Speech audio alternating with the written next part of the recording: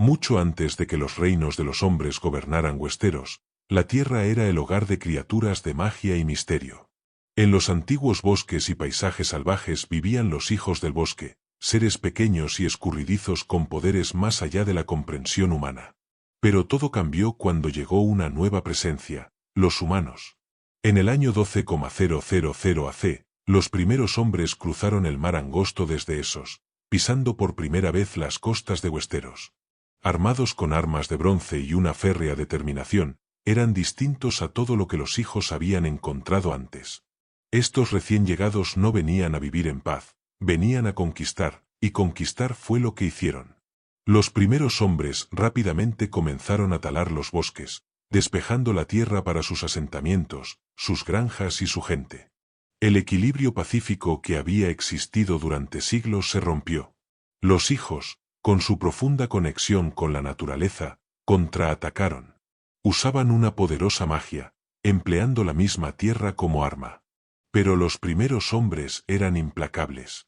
Su número creció, sus asentamientos se expandieron y su influencia comenzó a transformar Westeros de maneras que nadie podría haber imaginado. Sin embargo, esto no fue solo una guerra de derramamiento de sangre, fue un choque de culturas, de creencias y de formas de vida. Los primeros hombres trajeron consigo nuevos idiomas, nuevas tradiciones y una forma de vida que sentaría las bases para el mundo que conocemos hoy. Con cada batalla librada y cada bosque talado, Westeros se acercaba más a convertirse en una tierra moldeada por humanos en lugar de por los seres místicos que una vez la habitaron.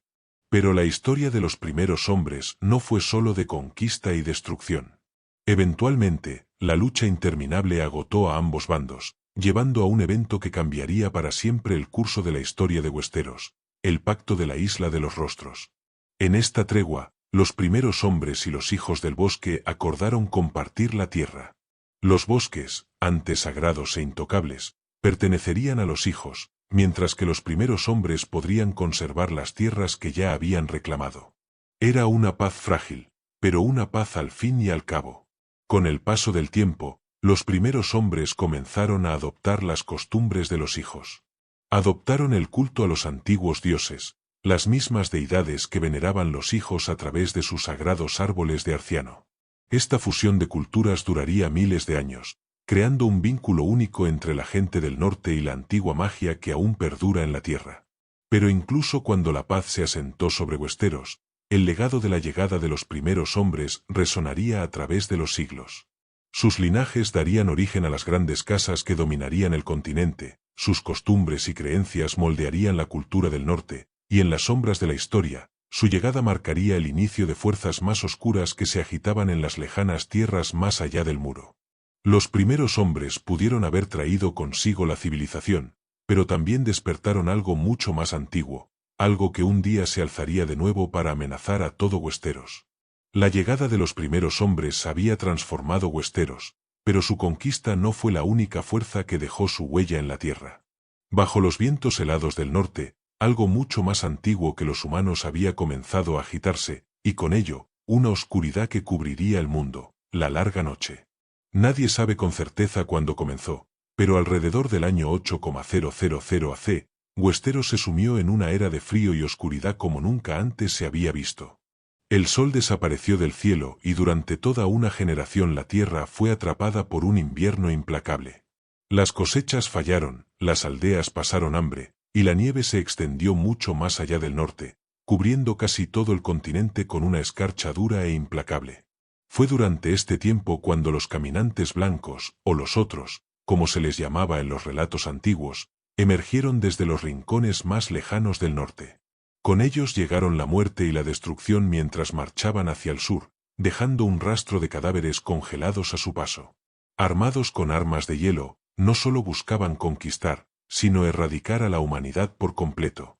La frase "se acerca el invierno", transmitida a través de generaciones de la casa Stark, lleva el peso de este evento catastrófico. Era más que una advertencia sobre el frío estacional, era un recordatorio del terrible invierno que casi acabó con todo Westeros. Y en el centro de todo estaban los caminantes blancos, que parecían prosperar en la oscuridad, imparables e inflexibles. Desesperados y al borde de la extinción, los primeros hombres, que una vez lucharon por conquistar esta tierra, se encontraron enfrentando a un enemigo más allá de su comprensión. Pero no estaban solos en su lucha. En un movimiento sin precedentes, los primeros hombres unieron fuerzas con sus antiguos enemigos, los hijos del bosque. Juntos forjaron una alianza para enfrentar la marea de hielo y muerte que amenazaba con consumirlos a todos. Fueron los hijos del bosque quienes descubrieron la clave para luchar contra los caminantes blancos, el vidriagón. Este material de obsidiana, que alguna vez fue simplemente un curioso recurso natural, se convirtió en un arma poderosa capaz de matar a los hasta entonces invencibles caminantes blancos. Armados con hojas de vidriagón y respaldados por la magia ancestral de los hijos, los primeros hombres lograron resistir, empujando a los caminantes blancos de regreso al desierto helado. Pero incluso con su fuerza combinada, no fue solo la fuerza bruta lo que ganó el día, sino la aparición de héroes legendarios, figuras como Azor Ahai, un guerrero cuya historia sería contada en distintas formas a través de muchas culturas, quien lideró la lucha contra la oscuridad. Según el mito, Azor Ahai blandía una espada de fuego, portadora de luz, y luchó para poner fin a la larga noche. Su historia, aunque envuelta en misterio, resonaría a través de los siglos como un símbolo de esperanza frente al mal abrumador. Junto a estos héroes, nació la Guardia de la Noche. Esta banda de hombres juró un voto para defender los reinos de los hombres contra las amenazas más allá del muro. Una hermandad forjada en los fuegos de esta larga y amarga lucha, fue su vigilancia, junto con los sacrificios de muchos, lo que finalmente obligó a los caminantes blancos a retirarse, poniendo fin a la larga noche y devolviendo la luz a Westeros. Pero aunque la larga noche terminó, su recuerdo nunca se desvaneció por completo. Las historias de los caminantes blancos se convirtieron en leyendas, su amenaza aparentemente confinada al pasado distante. Sin embargo, a medida que pasaban los siglos, una verdad permanecía: los caminantes blancos no habían desaparecido, solo habían sido empujados hacia atrás, esperando, observando y aguardando su momento hasta el día en que regresarían. Y así, la advertencia de se acerca el invierno persistía, transmitida de una generación a otra, recordándole a Westeros una oscuridad que algún día podría resurgir.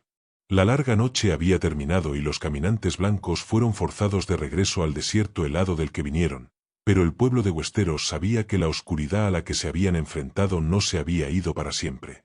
Los caminantes blancos, aunque derrotados, seguían siendo una amenaza latente en el lejano norte. Por ello, los primeros hombres y los hijos del bosque, que alguna vez habían luchado juntos para sobrevivir la larga noche, dirigieron su atención a una nueva tarea: construir una defensa que resistiera la prueba del tiempo. Esa defensa se convirtió en una de las estructuras más icónicas e imponentes jamás vistas: el muro. Extendiéndose por cientos de millas a lo largo del extremo norte de Westeros, el muro era más que una simple barrera de hielo y piedra, era un símbolo de la vigilancia y fortaleza del pueblo que lo construyó. Con más de 700 pies de altura, su tamaño por sí solo lo convertía en una maravilla de la ingeniería. Pero había más en el muro de lo que se podía ver a simple vista. No era una fortificación común, estaba impregnado de magia ancestral, tejida en sus mismos cimientos para mantener a raya los peligros que acechaban más allá del norte. En el corazón de este monumental proyecto estaba la figura legendaria de Bran el Constructor, conocido en los anales de la historia como el fundador de la casa Stark y el constructor de Winterfell. El mayor logro de Bran fue la creación del muro. Cuenta la leyenda que Bran no trabajó solo. Con la ayuda de gigantes, los primeros hombres y los hijos del bosque, combinó tanto trabajo físico como fuerzas místicas para construir esta barrera impenetrable. Algunos dicen que el conocimiento de magia de Bran, aprendido de los hijos, fue crucial para darle al muro su formidable fuerza. Pero lo que hace verdaderamente extraordinario al muro no es solo su tamaño o el esfuerzo que implicó su construcción, sino la magia que reside en su interior. Se dice que los hechizos tejidos en el hielo son tan antiguos como el propio Westeros, diseñados para proteger los reinos de los hombres de los caminantes blancos y otras fuerzas oscuras más allá del muro. Este poder ancestral hizo del muro no solo una barrera física, sino también una barrera mágica, capaz de contener criaturas que ninguna estructura ordinaria podría resistir. Junto con el muro vino la creación de la Guardia de la Noche, una hermandad de hombres juramentados para protegerlo. Vestidos de negro, hicieron un juramento de defender el reino de todo lo que yacía más allá, incluso a costa de sus vidas. Eran un escudo viviente entre los vivos y las amenazas que aún acechaban en el yermo helado del norte. La Guardia de la Noche no era solo un ejército, era una hermandad de marginados, nobles y criminales por igual, unidos por una causa común. Para los hombres de la Guardia de la Noche, su vida en el muro era de aislamiento y dificultad, en el frío glacial, lejos de las comodidades de los reinos del sur. Mantenían la vigilancia, observando por cualquier señal de que el antiguo enemigo pudiera regresar. Los hermanos de la Guardia, aunque a menudo olvidados por el resto de Westeros, se convirtieron en leyendas por derecho propio. Defensores del reino que lo dieron todo para mantener a salvo a sus semejantes, el muro en sí mismo se convirtió en un símbolo de la fuerza y la resistencia del norte. Marcaba el límite entre el mundo conocido y las tierras misteriosas y peligrosas más allá, pero también era un recordatorio, una representación física del precio que Westeros había pagado para sobrevivir a la larga noche y de la necesidad constante de proteger el reino de amenazas que podrían resurgir en cualquier momento. Durante miles de años, el muro se mantuvo firme, su magia y fortaleza intactas. Pero, como todo en Westeros, su significado no pertenecía solo al pasado. El propósito del muro sería puesto a prueba una vez más cuando los antiguos enemigos contra los que fue construido comenzaran a agitarse de nuevo en los confines del norte. El pueblo de Westeros tal vez había olvidado a los caminantes blancos, pero el muro recordaba, y a medida que los vientos del invierno empezaban a alzarse una vez más, también lo hacían las amenazas más allá del muro, esperando el momento de regresar. Mientras el muro se mantenía en pie en el norte, guardando contra las antiguas amenazas, otra fuerza comenzaba a tomar forma en las regiones del sur de Westeros. Esta vez no estaba forjada de piedra y magia, sino de fe. La fe de los Siete, la religión dominante en Westeros, llegaría a influir en la vida de incontables personas, moldeando la política, la cultura e incluso la propia identidad del reino. Pero sus orígenes se encuentran mucho más allá del mar, en la tierra de los Ándalos. Todo comenzó con una visión. Se dice que el rey Huye de la Colina, uno de los más grandes reyes de los Ándalos, recibió una revelación de parte de los propios dioses. En su visión, 7 deidades se le aparecieron, cada una representando un aspecto diferente de la vida y la muerte. Estos 7 aspectos divinos, el padre, la madre, la doncella, la anciana, el guerrero, el herrero y el extraño, formaron la base de lo que se convertiría en la fe de los 7. La nueva religión prometía no solo guía espiritual, sino también un sentido de unidad y propósito para los ándalos. Y con esa visión, la fe comenzó a expandirse. Cuando los ándalos pusieron sus ojos en Westeros, trajeron consigo más que solo acero y fuego, trajeron su fe. Su invasión, que barrería con gran parte del continente, no fue solo una conquista territorial, sino también de creencias. A medida que los ándalos avanzaban por los reinos del sur, convirtieron a muchos de los primeros hombres a la fe de los 7, reemplazando las antiguas tradiciones y creencias que habían gobernado la tierra durante tanto tiempo. Los dioses antiguos del bosque, adorados por los primeros hombres, fueron lentamente desplazados mientras los 7 ganaban predominio. La llegada de la fe no solo cambió la forma en que la gente adoraba, transformó el propio tejido de la sociedad Westerosi. Con los ándalos llegaron nuevas costumbres, leyes y una jerarquía religiosa estructurada que se entrelazaría profundamente con el panorama político. La fe no era solo una fuerza espiritual, era también una fuerza política. La creación de la fe militante, una poderosa orden religiosa que empuñaba tanto la espada como las escrituras, jugaría un papel crucial en las luchas de poder que envolvieron al reino. En el centro de la influencia de la fe estaba el Alto Septón, el líder espiritual de la fe de los 7. La posición del Alto Septón conllevaba un inmenso peso, ya que quienes ocupaban ese título tenían el poder de bendecir o maldecir el reinado de los reyes.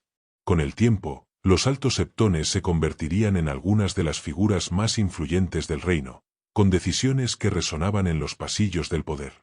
La fe y el trono de hierro a menudo estaban en conflicto, luchando por el control sobre los corazones y las mentes del pueblo.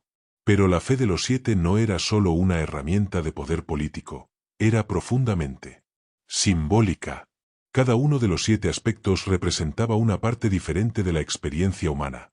El padre representaba la justicia, la madre el cuidado, la doncella la inocencia y la anciana la sabiduría. El guerrero simbolizaba la fuerza, el herrero el trabajo duro y el extraño, el más misterioso de los 7, representaba la muerte y lo desconocido. Estos aspectos tocaban todos los rincones de la vida, desde el nacimiento hasta la muerte, y moldeaban la forma en que el pueblo de Westeros veía el mundo que los rodeaba. A medida que la fe echaba raíces en las regiones del sur de Westeros, su influencia se fortalecía. Se construyeron grandes septos donde los fieles acudían a adorar, rezar y buscar guía. Bodas, coronaciones e incluso funerales eran frecuentemente realizados bajo la atenta mirada de los 7, entrelazando la religión con las propias tradiciones del reino. Con el tiempo, la fe de los 7 se convirtió en algo más que un sistema de creencias, se transformó en una forma de vida. Sin embargo, incluso cuando la fe se extendía por todo Westeros, no todas las regiones la adoptaron. En el norte, donde los primeros hombres habían dominado durante mucho tiempo, el culto a los dioses antiguos perduró. Los árboles de Arciano y los bosques de los dioses seguían siendo sagrados, y el pueblo del norte se aferraba a las tradiciones transmitidas a lo largo de las generaciones. Esta división entre los dioses antiguos del norte y los 7 del sur se convertiría en una línea más de fractura en la compleja historia de Westeros.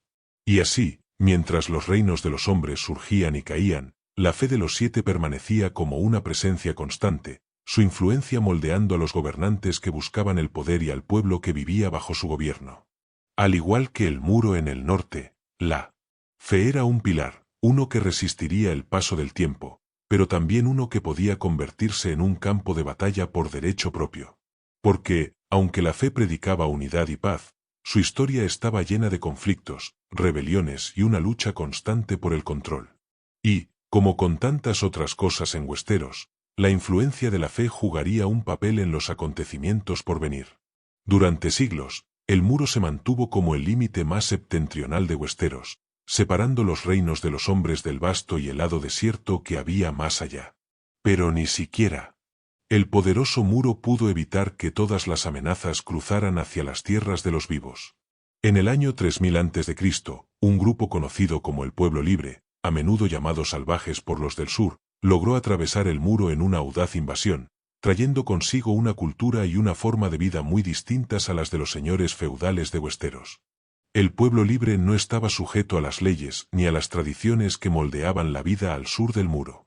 Viviendo fuera del alcance de reyes y reinas, valoraban su libertad por encima de todo. Para ellos, el muro era menos una barrera de protección y más un símbolo de separación, una división entre el llamado mundo civilizado y el suyo propio. Rechazaban la jerarquía que regía en Westeros, viendo las coronas y castillos como grilletes innecesarios para el espíritu humano. En su lugar, vivían en pequeñas comunidades dispersas, gobernadas por líderes que ellos mismos elegían, a menudo seleccionados por su fuerza, ingenio o respeto. Sin embargo, su forma de vida los llevaba frecuentemente a entrar en conflicto con el pueblo del norte. Los salvajes, a diferencia de los Westerosi, no construían ciudades ni mantenían grandes granjas. Cuando los recursos escaseaban, especialmente durante los largos inviernos, los buscaban en otros lugares, a veces por la fuerza. Y así, en el año 3000 a.C., un grupo del pueblo libre, impulsado por la dureza de su tierra natal, atravesó el muro en secreto y se aventuró al sur, buscando reclamar tierras y recursos que de otro modo les estaban vedados. Pero el norte no estaba desprotegido. La casa Stark, los antiguos gobernantes del norte, había sido durante mucho tiempo la primera línea de defensa contra cualquiera que intentara cruzar el muro. Cuando comenzó la invasión del pueblo libre, fueron los Stark quienes salieron a su encuentro en batalla. Bajo el liderazgo del jefe de la casa Stark, los ejércitos del norte lograron rechazar a los invasores, haciendo retroceder a los salvajes más allá del muro. La invasión, aunque finalmente fallida, fue una señal clara de las tensiones que continuarían creciendo entre el norte y el pueblo libre durante los siglos venideros. La relación entre el pueblo libre y la gente del norte era, y sigue siendo, complicada. Aunque los salvajes eran a menudo vistos por el pueblo de Westeros como bárbaros sin ley, su cultura era mucho más rica de lo que muchos les reconocían. Tenían sus propias tradiciones, sus propias leyendas y su propio sistema de gobierno, uno basado en la libertad más que en la lealtad feudal. En muchos aspectos, eran incomprendidos por aquellos que vivían dentro de la sociedad estructurada de los 7 reinos. Para los salvajes, los hombres de la Guardia de la Noche e incluso el pueblo del norte no eran protectores, sino opresores, barreras para una vida que creían era su derecho de nacimiento. Y, sin embargo, pese a todas sus diferencias, existía una comprensión reticente entre el pueblo libre y quienes vivían al sur del muro. No eran completamente enemigos, ni podían considerarse aliados.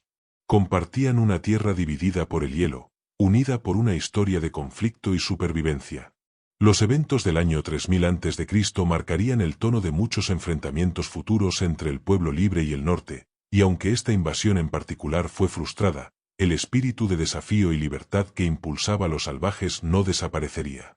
Los salvajes se veían a sí mismos como algo más que simples invasores, eran un pueblo que luchaba por el derecho a vivir según sus propios términos, libres de las rígidas reglas de reyes y señores. Ese mismo espíritu encontraría más adelante su encarnación en Mance Rayder, un hombre nacido como miembro de la Guardia de la Noche que desertó al pueblo libre, convirtiéndose finalmente en su líder y uniendo a sus clanes dispersos. Aunque la historia de Mance se desarrolla mucho después de los eventos de esta invasión en particular, su creencia en la libertad del pueblo libre y su determinación de cruzar el muro reflejarían los mismos deseos que habían impulsado a los salvajes siglos atrás. La tensión entre los salvajes y el norte estaba lejos de haber terminado, y a medida que los vientos de el invierno comenzaban a agitarse una vez más, la lucha entre el pueblo libre y los hombres de Westeros resurgiría. La historia de Westeros está para siempre entrelazada con el ascenso de los Targaryen, pero su historia comienza mucho antes de la conquista de los 7 reinos. En el año 14 a.C., la familia Targaryen huyó de su hogar ancestral en Valyria y se estableció en la isla volcánica de Dragonstone, justo frente a la costa de Westeros. Este momento marcaría el comienzo de su larga y complicada relación con el continente, una relación que eventualmente reconfiguraría el destino de Westeros. La huida de los Targaryen de Valyria no fue un acto aleatorio del azar, nació de una visión. Daenerys Targaryen, conocida a lo largo de la historia como Daenerys la Soñadora, tuvo un sueño profético que auguraba la destrucción de Valyria, el gran imperio construido por los señores de los dragones. En su visión, vio llamas y humo consumiendo la tierra, sus poderosas ciudades, desmoronándose bajo la fuerza de erupciones cataclísmicas. Su padre, Lord Aenar Targaryen, tomó su advertencia en serio, lo suficientemente en serio como para hacer lo impensable, abandonar Valyria. En ese momento, la decisión de dejar Valyria debió de parecer una locura. Valyria era el corazón del imperio más poderoso que el mundo había conocido, una tierra de dragones y magia, donde los señores de los dragones gobernaban con un poder sin igual. Pero Lord Aenar confió en la visión de su hija y, por ello, empacó a su familia y a sus dragones, dejando atrás Valyria para establecerse en la isla aislada de Dragonstone. Fue una decisión que salvaría a su familia y preservaría la sangre de los señores de los dragones. La decisión de los Targaryen de irse llegó justo a tiempo. Solo 12 años después, la profecía de Daenerys se cumplió de la forma más devastadora imaginable, la maldición de Valyria. Una serie de catastróficas erupciones volcánicas y terremotos arrasaron la tierra, destruyendo todo a su paso. El otrora gran imperio fue reducido a cenizas y ruinas, y con él casi todas las demás familias valirias fueron aniquiladas. Solo los Targaryen sobrevivieron, con sus dragones y su legado intactos. Dragonstone, la isla donde se habían refugiado, era más que un simple refugio seguro. Había sido moldeada por las mismas fuerzas volcánicas que destruyeron Valyria. Rica en la roca volcánica conocida como vidriagón, un material con su propia y oscura importancia en la historia de Westeros, la isla se convirtió en el asiento de la casa Targaryen, una fortaleza desde la cual podían vigilar el mar angosto y observar el continente. Aunque en ese momento los Targaryen eran solo una entre muchas familias valirias exiliadas. Su decisión de trasladarse a Dragonstone sentaría las bases para su ascenso al poder. Ahora eran los últimos señores de los dragones, la única familia que aún poseía las poderosas criaturas que una vez habían dominado los cielos de Valyria. Mientras las demás casas de Westeros se enfocaban en sus conflictos internos y luchas de poder, los Targaryen permanecían pacientes, esperando su momento en Dragonstone. En los años que siguieron, Dragonstone se convirtió en más que un asiento de poder, se transformó en el punto de partida del legado Targaryen que algún día conquistaría Westeros. Los Targaryen comenzaron a forjar su propio destino, separado de las ruinas de Valyria, y aunque eran pocos en número, tenían algo que nadie más tenía: dragones. El traslado a Dragonstone también preparó el terreno para la eventual conquista Targaryen de Westeros. La isla, estratégicamente ubicada frente a la costa del continente, les permitía observar el panorama político de los 7 reinos. Miraban mientras las grandes casas de Westeros luchaban entre sí, sin saber que un nuevo poder crecía silenciosamente justo al otro lado del mar. La historia de los Targaryen es una de supervivencia, ambición y fuego. Su viaje de Valyria a Dragonstone marcó el comienzo de un nuevo capítulo no solo para su familia, sino para todo Westeros. Lo que comenzó como un acto de supervivencia pronto se convertiría en una conquista que cambiaría el curso de la historia. Y así, los Targaryen esperaban en Dragonstone, con la mirada siempre atenta, sus dragones siempre listos, mientras se preparaban para el día en que tomarían su lugar en el corazón de Westeros. En los anales de la historia Westerosi hay pocas estructuras tan infames como Harrenhal. En el año 42 a.C., Arren-O'Are, rey de las islas y los ríos, emprendió un proyecto audaz, uno que se convertiría tanto en un testamento a su ambición como, finalmente, en su perdición: la construcción de Harrenhal. El castillo más grande e imponente jamás construido en Westeros comenzó como un símbolo de poder, invencibilidad y dominio. Pero como tantas otras grandes empresas en esta tierra de fuego y hielo, el legado de Harrenhal sería mucho más trágico de lo que su creador podría haber imaginado. Arren, impulsado por su deseo de asegurar su lugar en la historia, concibió Harrenhal como una fortaleza que perduraría para siempre, incomparable tanto en tamaño como en fuerza. Sus torres fueron diseñadas para alzarse tan alto que tocaran las nubes, y sus muros fueron construidos para repeler a cualquier ejército lo suficientemente insensato como para intentar sitiarla. La visión de Arren era clara: Harrenhal sería el asiento de su poder, una fortaleza tan grandiosa que eclipsaría a cualquier castillo en la tierra. El tamaño colosal del castillo y los recursos necesarios para construirlo llevaron al límite la riqueza de las tierras de los ríos. Se emplearon enormes cantidades de madera, piedra y mano de obra en la construcción, un proyecto que tomaría décadas en completarse. A medida que pasaban los años, la construcción de Harrenhal consumió los reinados de múltiples reyes. Lo que comenzó bajo Arren continuó mucho después de su muerte, con sus descendientes encargándose de la monumental tarea. 40 años de trabajo, sacrificio y ambición se vertieron en sus muros. El castillo crecía en altura, sus torres se volvían más imponentes, sus salones lo suficientemente grandes como para albergar ejércitos enteros. Harrenhal fue diseñado para ser inexpugnable, una fortaleza que ningún ejército podría jamás esperar penetrar. Su finalización debía ser el logro supremo de la dinastía, una fortaleza que perduraría eternamente. Pero justo cuando se colocaban las últimas piedras y se sellaban las inmensas puertas de Harrenhal, una fuerza mucho mayor ya se dirigía a las costas de Westeros. Aegon el Conquistador, con sus dragones, había puesto su mirada en los 7 reinos. Mientras Arren se enfocaba en construir muros para defenderse de los hombres, no había previsto la llegada de un poder como ningún otro que Westeros hubiera visto antes: los dragones. A medida que la conquista de Aegon se desarrollaba, el poder de sus dragones resultó imparable. No importaba cuán altos fueran los muros o cuán gruesas defensas, nada podía resistir la furia ardiente de Balerion el Terror Negro, el más grande y temible de los dragones de Aegon. Cuando las fuerzas de Aegon llegaron a Harrenhal, el rey Arren-O'Are se refugió dentro de su gran fortaleza, confiado en que su inmenso tamaño y fortaleza lo mantendrían a salvo. Después de todo, ningún ejército había logrado tomar Harrenhal y se decía que sus muros eran impenetrables. Pero los muros de piedra no eran rival para el fuego de dragón. Balerion desató su furia sobre Harrenhal, y el castillo que había tardado 4 décadas en construirse fue reducido a ruinas humeantes en cuestión de momentos.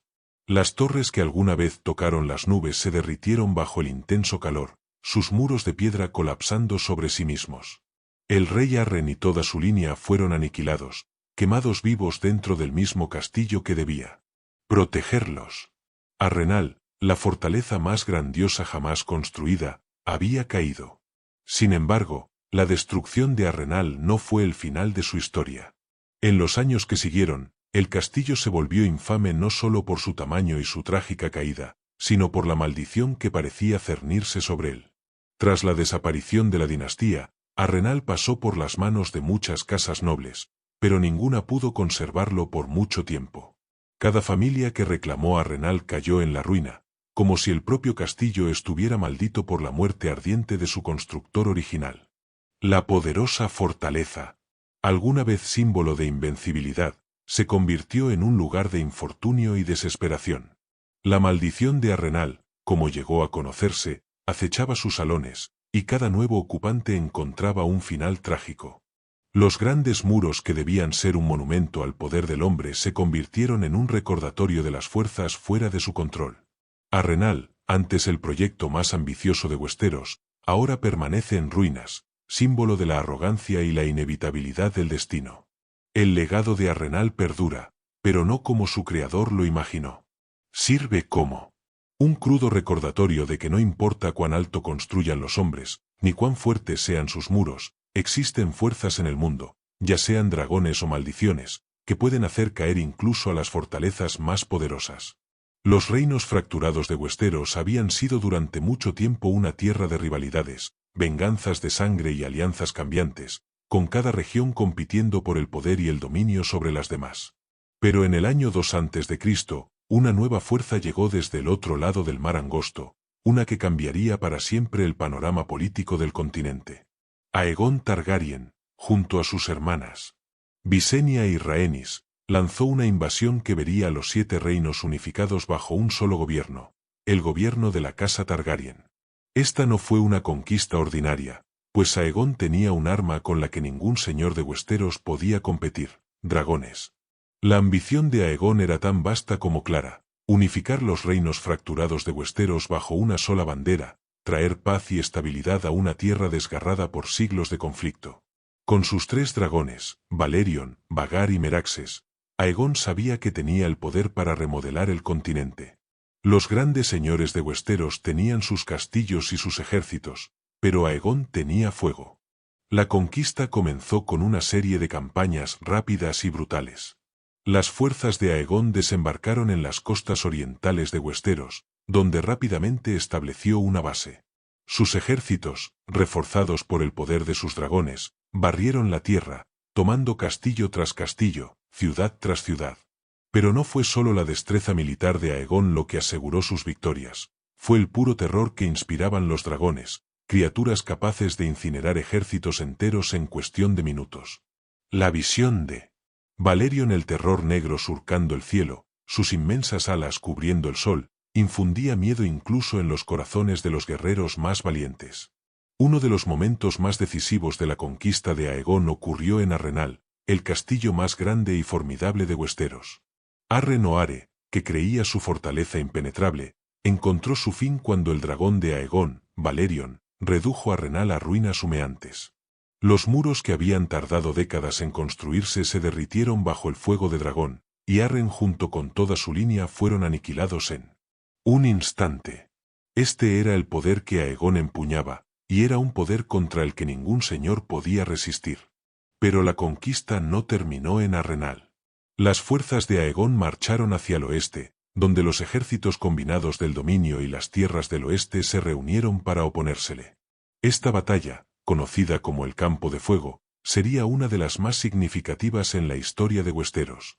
Mientras los ejércitos de la casa Garner y la casa Lannister se preparaban para enfrentar a Aegon, creían que podrían abrumar a sus fuerzas con pura superioridad numérica. Pero no habían contado con los dragones. En cuestión de minutos, Aegon desató a sus 3 dragones sobre el campo de batalla, incinerando a miles de hombres en un mar de fuego. La fuerza combinada del dominio y las tierras del oeste se desmoronó ante el asalto, y ambas regiones cayeron bajo el dominio de Aegon. Uno por uno, los reinos de Westeros se sometieron al poder de Aegon.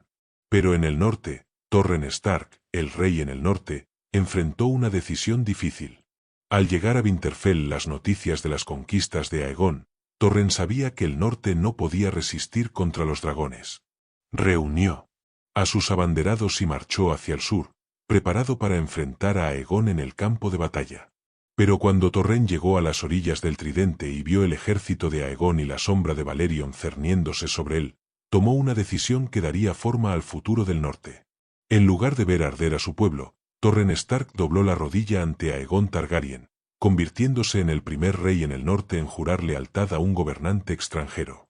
Al hacerlo, Torren aseguró la supervivencia de su pueblo y de su casa. El norte permanecería intacto, con los Stark conservando sus tierras y títulos, aunque ahora servirían como leales abanderados del trono de hierro. Este momento de sumisión le ganaría a Torren el título del rey que se arrodilló, pero también marcó el inicio de una larga y compleja relación entre el norte y la corona. Con 6 de los 7 reinos ahora bajo su dominio, Aegon Targaryen había prácticamente completado su conquista. Dorne, el reino más al sur, permanecería independiente durante muchos años, resistiendo a los dragones de Aegon mediante tácticas de guerrilla y estrategias ingeniosas. Pero incluso sin Dorne, la victoria de Aegon era completa, y estableció su asiento de poder en la recién construida capital de desembarco del rey. Fue allí, en el sitio de su mayor victoria, donde Aegon forjó el trono de hierro, un asiento de poder hecho con las espadas de sus enemigos derrotados, fundidas con fuego de dragón. El trono de hierro se convertiría en el símbolo del dominio Targaryen, un recordatorio de la brutal conquista que había unido a los 7 reinos. Durante casi 300 años, los Targaryen gobernarían Westeros desde ese trono, sus dragones sirviendo como su arma más poderosa y su símbolo más imponente de poder. El legado de la conquista de Aegon resonaría a través de los siglos, influyendo en las acciones de futuros gobernantes y moldeando el destino de Westeros. Desde la búsqueda de Daenerys Targaryen por reclamar el trono hasta la rebelión de Robert Baratheon contra el último rey Targaryen, la sombra de Aegon se cernía sobre la historia del reino. Su conquista no fue solo un momento en el tiempo, fue el cimiento sobre el cual se construyó el futuro de Westeros. Durante casi 2 siglos, la dinastía Targaryen había gobernado Westeros, su reinado simbolizado por las criaturas que les habían traído la victoria, los dragones. Desde la ardiente campaña de Aegon el Conquistador hasta la expansión continua del poder Targaryen, los dragones fueron la fuente suprema de fuerza y temor. Pero para el año 3 después de Cristo, la última de estas magníficas bestias exhaló su último aliento, marcando el final de una era que había moldeado el destino de todo un continente. La decadencia de los dragones no ocurrió de la noche a la mañana. Después de la conquista de Aegon, y los Targaryen continuaron criando y criando dragones, utilizándolos para mantener su dominio sobre los 7 reinos. Pero con el paso de los años, las criaturas que alguna vez infundieron terror, que habían incendiado ciudades y ganado guerras con un solo aleteo de sus alas, comenzaron a encogerse. Con cada nueva generación, los dragones se volvían más pequeños, más débiles y menos formidables. Era como si la magia que alguna vez alimentó su fuego se desvaneciera lentamente del mundo. Para cuando Aegon III, conocido en la historia como Aegon el Rompedor de Dragones, ascendió al trono de hierro, los días de los dragones Targaryen estaban contados. Aegon III no ganó su sombrío apodo por matar dragones, sino por la desgracia de gobernar durante su extinción. Bajo su reinado, el último dragón conocido en Westeros pereció, dejando al reino sin las criaturas que habían hecho a los Targaryen tan poderosos.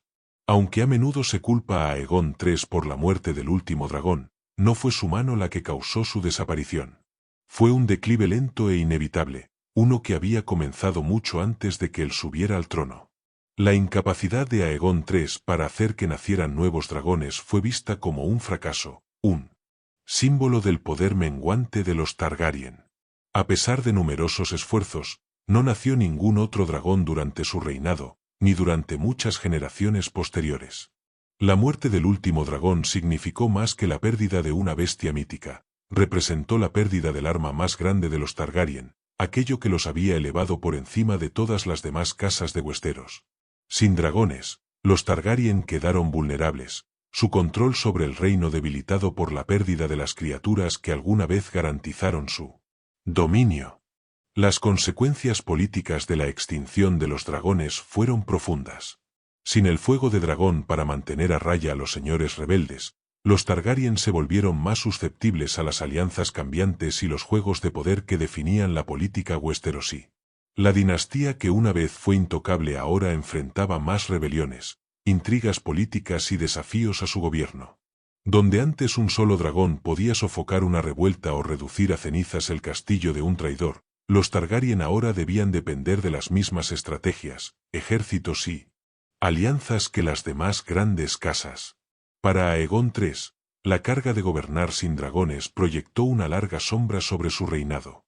Aunque logró mantener a la casa Targaryen en el trono, su época como rey es recordada como un tiempo de luto y pérdida, un reinado donde el legado Targaryen de los señores de los dragones llegó a su fin. La muerte del último dragón no fue solo un fracaso personal para Aegon, sino un momento definitorio en la historia de la dinastía misma. A partir de entonces, los Targaryen ya no eran señores de dragones, sino gobernantes como cualquier otro, dependientes de hombres, ejércitos y alianzas políticas para mantener su poder. Sin embargo, incluso en la muerte, los dragones dejaron una huella imborrable en el legado Targaryen. Aunque el último dragón pereció en el año 153 después de Cristo, la memoria de estas criaturas persistió, su sombra cerniéndose sobre la historia de Westeros. Los Targaryen continuaron adornando sus estandartes con el emblema del dragón tricéfalo, y el trono de hierro, forjado con las espadas fundidas de sus enemigos, siguió siendo un testimonio del fuego y la sangre que, una vez gobernaron el reino. La esperanza del regreso de los dragones nunca desapareció del todo, y los susurros sobre su posible resurrección rondaron los sueños de muchos a lo largo de los siglos. Esa esperanza sería reavivada siglos más tarde, cuando Daenerys Targaryen, la última descendiente de la casa Targaryen, logró milagrosamente hacer nacer 3 dragones por su cuenta. Sus dragones, Drogon, Rhaegal y Viserion, fueron los primeros en sobrevolar Westeros en generaciones, reavivando tanto el temor como la admiración en todo el continente. El legado de los dragones vivía en Daenerys, símbolo del antiguo poder de su casa y del retorno de una fuerza largamente dormida que una vez dio forma al destino de Westeros. Aunque el último dragón murió en 153 después de Cristo, el fuego de los Targaryen no se extinguiría para siempre. La sangre del dragón aún corría por sus venas, y como demostraría la historia, a veces solo se necesita una chispa para reavivar las llamas de una era olvidada.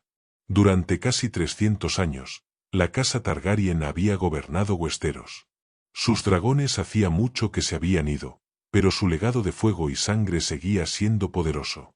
Sin embargo, en los últimos años de su reinado, ese legado se había convertido en una sombra de su antigua gloria, y el reino se encontraba al borde del colapso. En el centro de esta agitación estaba el rey Aerys II, recordado por la historia como el Rey Loco. Su reinado, que alguna vez estuvo lleno de promesas, cayó en la crueldad, la paranoia y la locura, conduciendo a uno de los momentos más cruciales en la historia de Westeros, la rebelión de Robert. Aerys II no siempre había sido el tirano en el que más tarde se convirtió. En su juventud, mostró un gran potencial, un rey que podría haber restaurado la fuerza y el honor de la línea Targaryen. Pero a medida que pasaron los años, la mente de Aerys comenzó a desmoronarse. Su reinado se definió por la sospecha y la violencia, a medida que se obsesionaba cada vez más con la idea de que sus enemigos, reales o imaginarios, conspiraban para derrocarlo. Su descenso hacia la locura fue lento pero innegable, y con él vino una crueldad cada vez mayor. La inclinación del Rey Loco por quemar vivos a sus enemigos percibidos con fuego valirio se convirtió en un símbolo de su reinado, ganándole el título que atormentaría su legado para siempre. Pero no fue solo la locura de Aerys lo que desencadenó la rebelión, sino un único acto que lanzó al reino al abismo de la guerra. En el año 282 después de Cristo, el príncipe Rhaegar Targaryen, el hijo mayor de Aerys, presuntamente secuestró a Lyanna Stark, prometida de Robert Baratheon, un poderoso señor de las Tierras de la Tormenta. Este acto fue visto como una afrenta directa al honor de la casa Stark y la casa Baratheon, 2 de las familias nobles más poderosas de Westeros.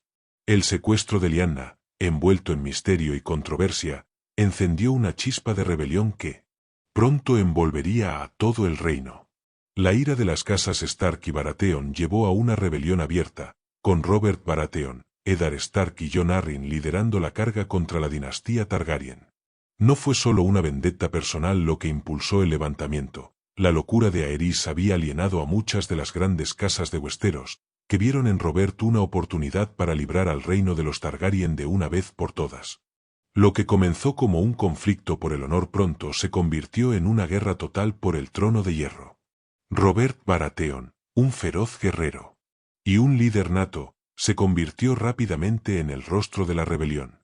Su destreza en la batalla, particularmente en la batalla del Tridente, resultaría decisiva en el resultado de la guerra. Fue a orillas del Tridente donde Robert se enfrentó a Rhaegar Targaryen en combate singular, un duelo que determinaría el destino del reino. Al final, el martillo de guerra de Robert derribó a Rhaegar, destrozando su pecho y dejando que su cuerpo se hundiera bajo las aguas del río, mientras las legendarias rubíes de su armadura se dispersaban en las corrientes. Con la muerte de Rhaegar, la causa Targaryen estaba prácticamente perdida. Pero el golpe final no se daría en el campo de batalla, sino dentro de los propios muros de desembarco del rey. Cuando la capital cayó ante las fuerzas de la rebelión, el rey Aerys II, enloquecido por el miedo y la furia, ordenó que la ciudad fuera incendiada hasta los cimientos con fuego valirio. Pero antes de que su visión demente pudiera hacerse realidad, Aerys fue traicionado por uno de sus caballeros más leales, Ser Jaime Lannister de la Guardia Real. Jaime, quien había jurado proteger al rey, en cambio, eligió acabar con su vida, apuñalándolo por la espalda durante el saqueo de desembarco del rey. Este acto de traición le valió a Jaime el infame título de Matarreyes, un nombre que lo seguiría por el resto de su vida, manchando su honor a los ojos de muchos. Sin embargo, para Jaime, sus acciones fueron una necesidad, un acto para salvar al pueblo de desembarco del rey de las últimas órdenes destructivas del rey loco. Con la muerte de Aerys II, la dinastía Targaryen se derrumbó. La rebelión había tenido éxito, y Robert Baratheon, el hombre que había matado a Rhaegar, ascendió al trono de hierro, marcando el fin de casi 300 años de gobierno Targaryen. La casa que una vez había unido a Westeros con dragones ahora estaba hecha pedazos. Los miembros sobrevivientes de la casa Targaryen, incluidos los hijos de Aerys, Vaeseis y la infante Daenerys, huyeron al otro lado del mar angosto, al exilio, lejos del trono de hierro que su familia alguna vez gobernó. Pero aunque los Targaryen habían caído, su historia estaba lejos de haber terminado. La sangre del dragón aún fluía por las venas de Vaeseis y Daenerys, y el sueño de reclamar el trono de hierro ardería dentro de ellos por muchos años más. Para Westeros, la rebelión fue el amanecer de una nueva era, pero también fue el inicio de un largo y peligroso camino que algún día vería resurgir a los Targaryen.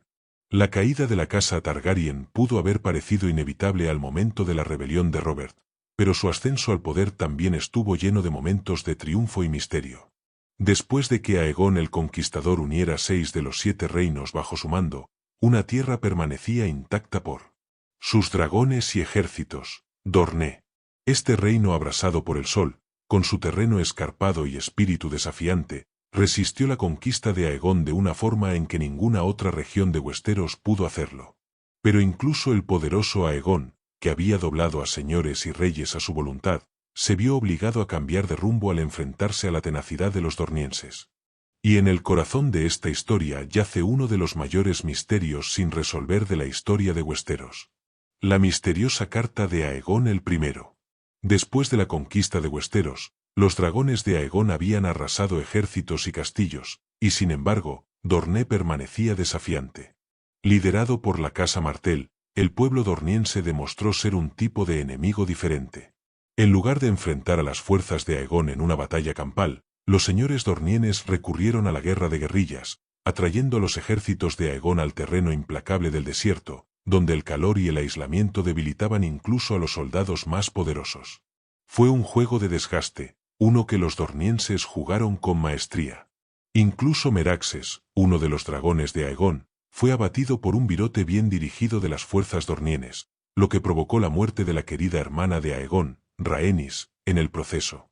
Pero a pesar de esa pérdida, Dorne no pudo ser totalmente conquistado, y siguió siendo una espina clavada en el costado de Aegon durante años. Dorne mantuvo su independencia, eludiendo los intentos de Aegon de someterlo bajo su dominio.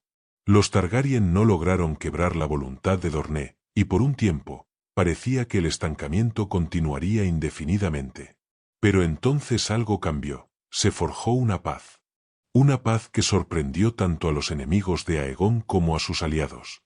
Lo que hizo aún más desconcertante esta tregua fue la naturaleza misteriosa de cómo se alcanzó. Según la leyenda, fue una sola carta la que alteró el curso de la historia. El príncipe Nimor Martell de Dorné envió a su hija, la princesa Deria, a desembarco del rey para negociar la paz. Con ella, llevaba el cráneo de Meraxes, un sombrío recordatorio del dragón que una vez arrasó su tierra natal. Pero no fue el cráneo lo que tuvo el verdadero poder ese día, fue la carta. Cuando la princesa Deria le entregó a Aegon un mensaje de parte de su padre, se dice que el conquistador lo leyó en silencio, con el rostro oscureciéndose a cada línea. Para cuando terminó, su agarre sobre la carta era tan fuerte que su mano sangraba por donde el pergamino se había incrustado en su piel. Sin decir una palabra, Aegon arrojó la carta al fuego. ¿Qué podría haber estado escrito en esa carta para causar tal reacción en Aegon, el hombre que había unido la mayor parte de Westeros con fuego y sangre? Nadie lo sabe con certeza. Los términos del Tratado de Paz eran simples: Dorné permanecería independiente, y el Trono de Hierro reconocería esa independencia. Pero el contenido de la carta se ha perdido en la historia, dejando solo especulaciones tras de sí. Muchos se han preguntado qué pudo haber dicho el príncipe Nimor para convencer a Aegon de aceptar tales términos. Una teoría popular sugiere que la carta contenía una amenaza relacionada con Rhaenys, la hermana de Aegon, cuyo cuerpo nunca fue encontrado tras la caída de Meraxes. Algunos creen que el príncipe Nimor la mantenía cautiva y la usó como moneda de cambio para forzar a Aegon a aceptar la paz. Otros especulan que la carta revelaba algún otro oscuro secreto, uno lo suficientemente poderoso como para hacer que incluso el gran conquistador reconsiderara sus planes de conquista. Fuera cual fuese la verdad, el cambio de corazón de Aegon fue rápido y definitivo. Aceptó la paz con Dorné, dejando de lado su ambición de someter al Reino del Sur por la fuerza. En un raro acto de diplomacia, el propio Aegon viajó a Lanza del Sol, el asiento de la casa Martell, para sellar la paz con el príncipe Nimor. Fue un momento de unidad, aunque envuelto en el misterio de lo que ocurrió entre estos dos gobernantes. El legado de esa paz perduraría por generaciones. Dorné permaneció independiente durante muchos años, su soberanía respetada por el Trono de Hierro. Eventualmente, Dorné se uniría a los 7 reinos, no por conquista, sino por matrimonio, al unirse las líneas de sangre de la casa Targaryen y la casa Martell. Pero la carta que inició todo, la que convirtió fuego y sangre en paz, sigue siendo uno de los misterios no resueltos más intrigantes de la historia de Westeros. ¿Qué contenía esa carta? ¿Fue una amenaza, una promesa o algo mucho más siniestro? Puede que nunca lo sepamos. Pero lo que sea que decía, fue suficiente para traer la paz entre el gobernante más poderoso que Westeros haya conocido y el único reino que lo desafiaba. A medida que recorremos la rica historia y las leyendas de Westeros, pocas historias capturan tanto la imaginación como la de Azor Ahai y la profecía del príncipe que fue prometido. Mientras gran parte de la historia Westerosi está impregnada de intrigas políticas y guerras por el poder, hay relatos de una naturaleza mucho más mística, historias de un héroe destinado a salvar al mundo de la oscuridad. Una de esas leyendas ha dado forma a las creencias de toda una religión y sigue resonando a lo largo de los eventos que se desarrollan en la era moderna de Westeros. Esta es la historia de Azor Ahai, el héroe legendario que blandió la espada portadora de luz y la profecía que predice su regreso. Hace mucho tiempo, durante la época de la larga noche, cuando el mundo fue sumido en la oscuridad y los caminantes blancos amenazaron por primera vez los reinos de los hombres, surgió un gran héroe para luchar contra las fuerzas del mal. Este héroe, conocido como Azor Ahai, no era un guerrero cualquiera. Según la leyenda, fue elegido por los dioses para liderar la lucha contra la oscuridad, empuñando una espada imbuida de poder mágico, una espada llamada Portadora de Luz. Pero la historia de cómo se forjó Portadora de Luz es una de las más trágicas y profundas de todo el folclore de Westeros. Para crear un arma lo suficientemente poderosa como para derrotar a las fuerzas de la oscuridad, Azor Ahai intentó forjar Portadora de Luz 3 veces. El primer intento fracasó cuando la espada se rompió tras ser templada en agua. El segundo intento tampoco tuvo éxito. La espada volvió a quebrarse después de ser templada en el corazón de un león. Pero fue el tercer intento el que selló el lugar de Azor Ahai en la historia. Esta vez, comprendió que solo un gran sacrificio personal podría liberar el poder completo de la hoja. Con el corazón pesado, llamó a su amada esposa, Nissa Nissa, y le clavó la espada en el corazón. Cuando su sangre fluyó, la magia dentro de Portadora de Luz fue liberada, y la espada ardió con una luz cegadora. Fue con esta arma, forjada a través del sacrificio y el amor, que Azor Ahai combatió la oscuridad y salvó al mundo. Pero la leyenda de Azor Ahai no terminó con la forja de Portadora de Luz. Según la profecía, Azor Ahai renacería como el príncipe que fue prometido, una figura destinada a regresar cuando el mundo una vez más enfrentara la amenaza de la oscuridad. Esta profecía, estrechamente vinculada a la religión de Errejor, el Señor de la Luz, ha persistido por generaciones, con los seguidores de Errejor creyendo que el príncipe que fue prometido liderará la lucha contra los caminantes blancos en su retorno. A medida que se desarrollan los eventos de Canción de Hielo y Fuego, esta antigua profecía resurge, guiando las acciones y creencias de muchos personajes clave en Westeros. En el centro de esta profecía está la pregunta: ¿quién será la reencarnación de Azor Ahai, el héroe destinado a salvar el mundo? Varios personajes son considerados posibles candidatos para este papel, y a medida que avanza la historia, la especulación cambia entre ellos. Durante un tiempo, Stannis Baratheon, el severo y ambicioso señor, es considerado el príncipe que fue prometido. Esta creencia está impulsada en gran parte por Melisandre, una sacerdotisa de Errejor que interpreta sus visiones y profecías como señales que apuntan a Stannis como el elegido.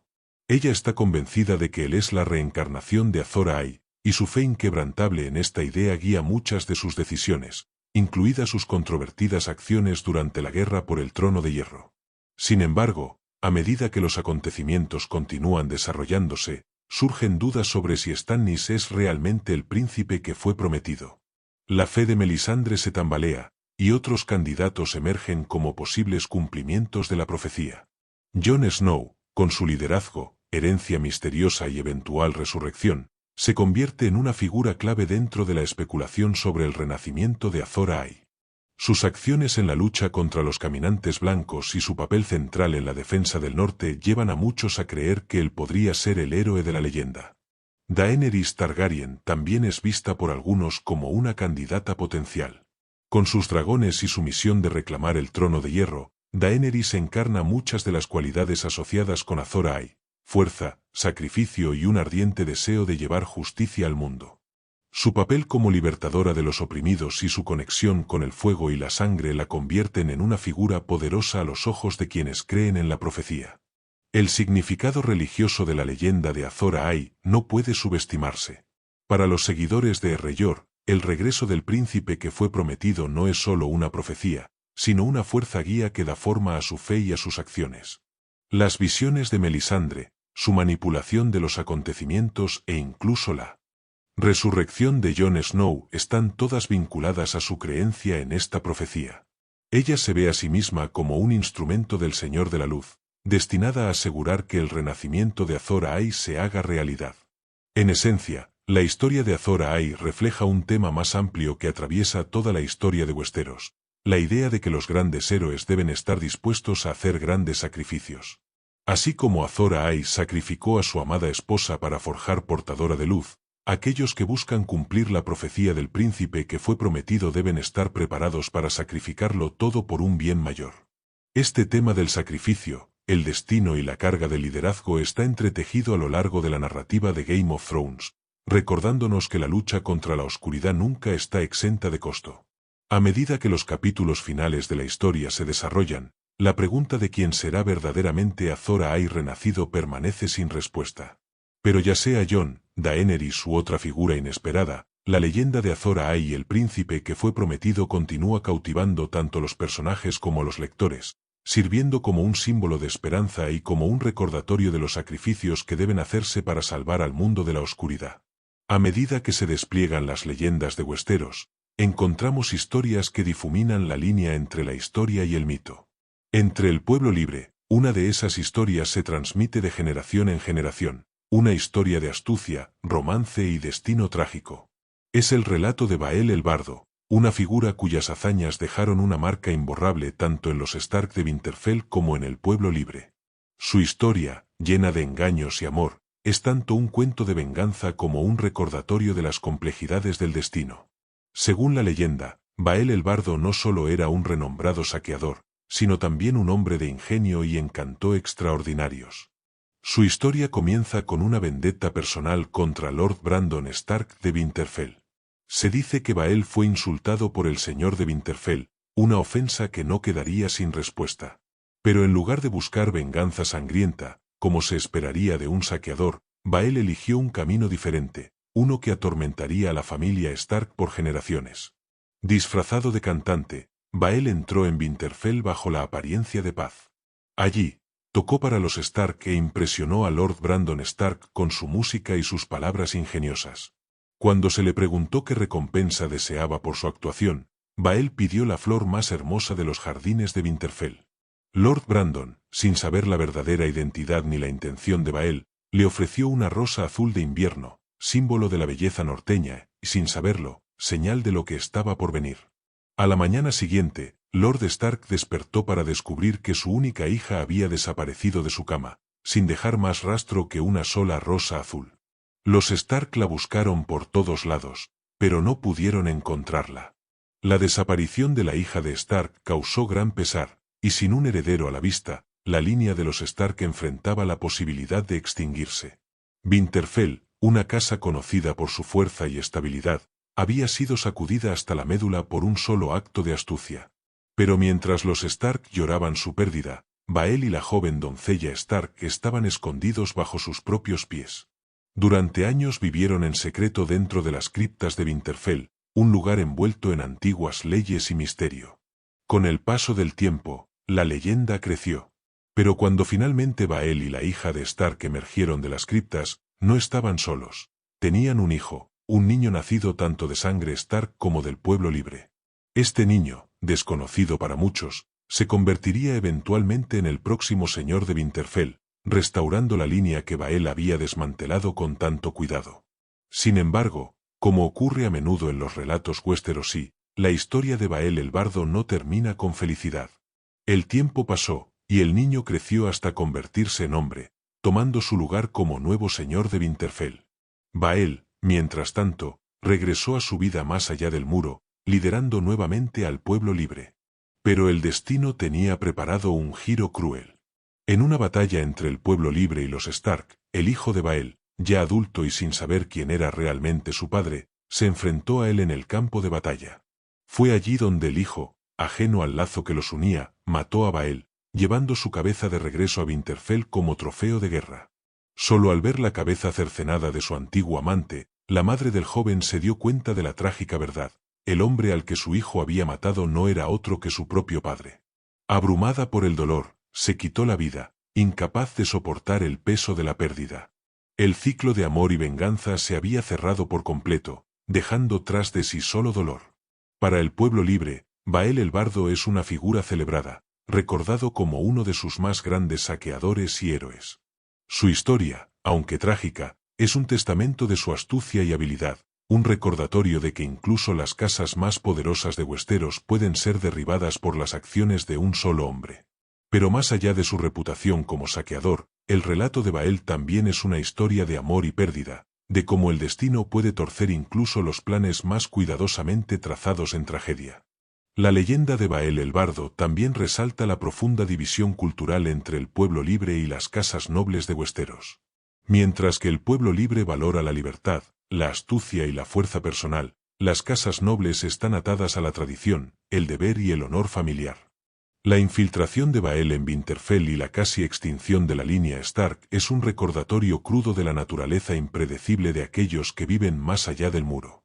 Para los Stark, las acciones de Bael fueron una violación, pero para el pueblo libre, fueron un triunfo de la inteligencia sobre la fuerza. En muchos aspectos, la historia de Bael refleja temas presentes en la narrativa principal de Game of Thrones. Jon Snow, un hombre atrapado entre dos mundos, mantiene una relación igualmente compleja con el pueblo libre. Su amor por Ygritte, una mujer salvaje, y sus lealtades divididas entre la Guardia de la Noche y el pueblo libre, hacen eco de la tensión entre Bael y los Stark. Ambos hombres se encuentran atrapados entre el deber y el amor, entre las expectativas de su mundo y los deseos de su corazón. La historia de Bael el Bardo, aunque legendaria, sirve como recordatorio del intrincado tejido del destino que une a la gente de Westeros. Es un relato de venganza que casi aniquiló a una gran casa, de amor que trascendió fronteras y de las consecuencias trágicas que surgen cuando el pasado no puede ser dejado atrás. La historia de Westeros está llena de relatos de reyes, reinas y batallas, pero a veces las historias más duraderas son las de amor y pérdida. Una de esas historias es la de Jenny de Piedras Viejas. Una muchacha común que capturó el corazón de un príncipe y dejó su huella en la historia no por el poder o la política, sino por el amor y la tragedia. La historia de Jenny es un recordatorio de que, en un mundo donde el deber suele anteponerse al deseo, a veces el amor es la fuerza más poderosa de todas, incluso si conduce al desamor. Jenny de Piedras Viejas, como su nombre lo indica, no nació en la nobleza. Era una simple muchacha de las tierras de los ríos, que vivía en un lugar hace tiempo olvidado por el tiempo. Pero el destino tenía otros planes para Jenny. Fue allí, en los rincones tranquilos y rurales de Westeros, donde conoció al príncipe Duncan Targaryen, heredero del trono de hierro. Duncan, conocido por su espíritu aventurero y su encanto, se enamoró profundamente de Jenny, y su amor desafió todas las expectativas. El afecto del príncipe Duncan por Jenny no fue un romance pasajero. La amaba con tanta devoción que estuvo dispuesto a sacrificarlo todo por ella, incluyendo su derecho al trono de hierro. En ese momento, Duncan estaba prometido a una hija de la casa Baratheon, un importante compromiso arreglado por su padre, el rey Aegon V, para asegurar alianzas y fortalecer el control Targaryen sobre el reino. Pero Duncan, en un acto que sorprendió a todo el reino, rompió el compromiso y se casó con Jenny por amor, dejando de lado su deber y cualquier pensamiento de poder. Esta decisión no fue bien recibida por su padre, el rey Aegon V. Aegon, conocido por sus ideales reformistas y su deseo de fortalecer el reino, vio el matrimonio de Duncan con una plebeya como un golpe al legado Targaryen. Intentó anular el matrimonio, esperando que Duncan regresara al camino del deber real, pero Duncan se negó. Para él, el amor era más importante que el trono. Fue una elección que tendría consecuencias de gran alcance para la línea Targaryen, especialmente porque la decisión de Duncan lo removía de la línea de sucesión, dejando a otros avanzar en su lugar.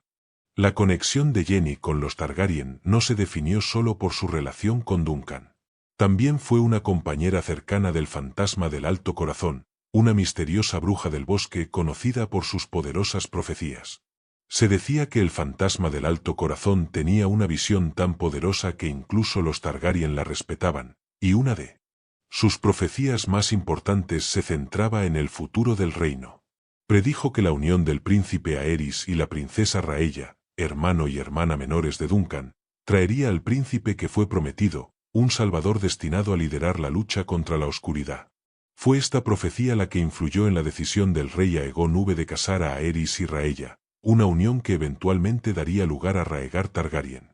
Aunque la profecía hablaba de un gran destino, también insinuaba el turbulento futuro de la casa Targaryen, ya que los eventos que rodean al príncipe que fue prometido jugarían un papel importante en la caída y eventual resurgimiento de los Targaryen. Jenny de Piedras Viejas, a través de su amistad con el fantasma del Alto Corazón, quedó indirectamente ligada al destino del reino, su presencia siendo un hilo silencioso pero significativo en el amplio tapiz de la historia Targaryen. Pero la historia de Jenny terminaría en tragedia. Se cree que murió en el incendio de Refugio Estival, uno de los eventos más misteriosos y catastróficos en la historia de la casa Targaryen. Summeral estaba destinada a ser una gran celebración, pero se convirtió en un desastre que cobró la vida de muchos, incluyendo al rey Aegon V y al príncipe Duncan. La causa exacta del incendio permanece envuelta en misterio, aunque muchos creen que estuvo relacionada con la obsesión de Aegon por hacer eclosionar dragones, una obsesión que finalmente lo llevó a su caída. La muerte de Jenny, junto con la de Duncan, marcó el final de una historia de amor que desafió las convenciones, pero que no pudo escapar de las crueles manos del destino. Su amor, aunque apasionado y verdadero, fue consumido por las llamas de Summeral, dejando solo recuerdos y un legado que aún duele. Jenny de Piedras Viejas, la muchacha común que amó a un príncipe, se convirtió en un símbolo de la fragilidad del amor en un mundo dominado por el poder y el deber. Su historia, aunque trágica, vive en la canción. En Game of Thrones, su relato se inmortaliza en la conmovedora balada Jenny of Folkstones. La canción refleja los temas de pérdida, amor y el paso del tiempo, haciendo eco del destino tanto de Jenny como de Duncan. La letra habla de Jenny bailando con sus fantasmas, un recordatorio conmovedor de cómo el amor puede perdurar, incluso después de la muerte. Es una canción que toca el corazón de quienes la escuchan, un tributo a un amor que, aunque condenado, dejó una marca imborrable en la historia de Westeros. Aunque Jenny de Piedras Viejas no nació en la nobleza, su historia de amor con el príncipe Duncan Targaryen es recordada como una de las más conmovedoras y trágicas de Westeros. Es una historia que nos recuerda que en un mundo donde el poder y el legado a menudo se anteponen a todo, el amor aún puede brillar, aunque sea solo por un momento antes de perderse en la historia. Las historias de Westeros están llenas de reliquias de poder, artefactos que cargan con leyendas tan antiguas como el muro mismo. Uno de estos artefactos es la legendaria Cuerno del Invierno, un objeto mítico que supuestamente posee la capacidad de derribar el muro y despertar gigantes de la tierra. Aunque envuelto en mitos y misterio, el Cuerno del Invierno se ha convertido en un símbolo de las fuerzas que yacen más allá del muro, fuerzas que han sido contenidas durante siglos, pero que amenazan con liberarse una vez más. La leyenda del Cuerno del Invierno se remonta a la época de Joramun, un rey legendario más allá del muro que unió al pueblo libre en su lucha contra la Guardia de la Noche y los señores de Westeros. Joramun, según cuenta la historia, sopló el Cuerno del Invierno para despertar a los gigantes de la tierra, criaturas enormes que lo ayudaron en sus batallas. Pero el poder del cuerno iba más allá de invocar a estos seres ancestrales. Según la leyenda, el cuerno tenía la capacidad de destruir el muro mismo, la gran estructura construida por Bran el Constructor para proteger los reinos de los hombres de los terrores del lejano norte. Durante siglos, el Cuerno del Invierno ha permanecido como parte del folclore del pueblo libre, transmitido en canciones y relatos contados alrededor de las fogatas en el desierto helado más allá del muro. Para el pueblo libre, el cuerno es un símbolo de su desafío, un recordatorio de que el muro y la Guardia de la Noche que lo custodian no son invencibles. Se dice que quien posea el cuerno tiene el poder de hacer que el muro se derrumbe, liberando al pueblo del norte para pasar a las tierras más allá sin temor a la barrera helada, que los ha mantenido alejados durante tanto tiempo. Durante los eventos de Canción de Hielo y Fuego, esta antigua leyenda se vuelve más que una simple historia. Mientras explora el Puño de los Primeros Hombres, un sitio remoto y ancestral al norte del muro, Samuel Tarly descubre lo que cree que podría ser el legendario Cuerno del Invierno. El cuerno, enterrado junto a armas de vidriagón, despierta emoción y especulación entre la Guardia de la Noche. ¿Podría este simple y desgastado artefacto ser realmente la clave para derribar el muro? A pesar de la emoción, la verdadera naturaleza del cuerno nunca se confirma y sigue siendo un objeto de misterio, con sus poderes sin probar y desconocidos. A medida que la historia avanza, Mance Rayder, el actual rey más allá del muro y líder del pueblo libre, afirma poseer el Cuerno del Invierno. Lo utiliza como herramienta de negociación, amenazando con soplar el cuerno y derribar el muro a menos que la Guardia de la Noche permita que los salvajes pasen con seguridad. Este momento coloca a la leyenda del Cuerno del Invierno en el centro del conflicto, ya que el destino del muro y de todo Westeros parece pender de un hilo. La amenaza de Mance es clara. O la Guardia de la Noche abre las puertas, o él desatará el poder del cuerno, destruyendo la estructura que ha permanecido durante miles de años. Pero, como resulta ser, el cuerno de Mance es una falsificación. El cuerno que presenta es grande e imponente, pero carece del poder antiguo del que hablan las historias. El engaño de Mance, aunque efectivo para infundir temor entre los miembros de la Guardia de la Noche, termina siendo nada más que un farol. El verdadero Cuerno del Invierno, si es que existe, permanece oculto, con su ubicación y su poder aún desconocidos. El muro es más que una barrera física entre el pueblo libre y el resto de Westeros, representa el límite entre lo conocido y lo desconocido, entre la civilización y las tierras salvajes e indómitas del lejano norte. Para la gente del norte y la Guardia de la Noche, el muro es un símbolo de protección, una línea que mantiene a raya los peligros que existen más allá. Pero para el pueblo libre, el muro es una prisión, una estructura que divide a su gente y los mantiene confinados en las tierras duras e implacables del norte. El cuerno del invierno, con su supuesta capacidad para derribar el muro, lleva consigo un inmenso peso simbólico. Si el muro llegara a caer, no solo significaría el fin de una barrera física, sino la ruptura de los límites entre mundos, la liberación de poderes antiguos que han sido contenidos durante mucho tiempo. El muro se alza como un testimonio de los esfuerzos de los hombres por controlar y contener las fuerzas de la naturaleza, la magia y lo desconocido. El cuerno del invierno, si es real, desharía todo eso, liberando justamente aquellas fuerzas contra las que el muro fue construido para proteger. La verdadera naturaleza del cuerno del invierno sigue siendo uno de los grandes misterios de Westeros. Si existe, su poder podría ser más peligroso de lo que cualquiera imagina. Con la amenaza latente de los caminantes blancos y las crecientes tensiones entre el pueblo libre y los reinos de los hombres, el cuerno podría desempeñar un papel importante en el futuro de la historia. El muro, que durante mucho tiempo fue considerado una barrera inquebrantable, puede que no sea tan impenetrable como parece. Como dicen las leyendas, cuando se sople el cuerno del invierno, el muro caerá. Si ese día llegará o no, aún está por verse. Pero las historias de Joramun y el cuerno del invierno siguen rondando los sueños de quienes viven a la sombra del muro, recordándoles que los límites del mundo son más frágiles de lo que aparentan. No todos los grandes castillos de Westeros están construidos únicamente sobre la fuerza bruta.